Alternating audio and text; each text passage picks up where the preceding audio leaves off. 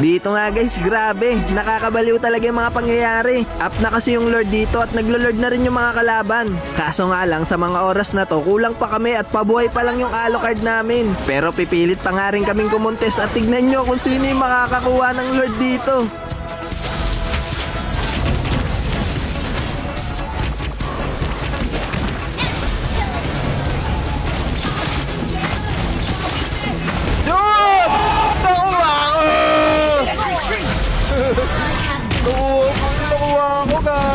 Nakuha ko nga yung Lord dito, kaso nga lang patay naman yung 3 kambi ko dito. At tignan nyo yung gagawin sa akin ng 4 na bouncer na to. At dahil nga sa pag-agaw ko ng Lord nila, ibubuhos nga nilang 4 yung galit nila sa akin, tignan nyo. Pero habang pinipitas nga nila ako, gumagapang na yung Lord namin dito sa mid lane. Kaso nga lang, desidido na rin pala yung mga kalaban dito na tapusin na yung game. Kaya napachat na ako kay Silvana dito ng baba kasi nga nandun pa siya sa mid lane. Ala!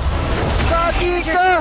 Silvana! Buti na nga lang last seconds, nakauwi pa siya at nabuhay pa yung Bea. Tignan nyo yung nangyari. Nice! Nice! Nice! Nice! Nice!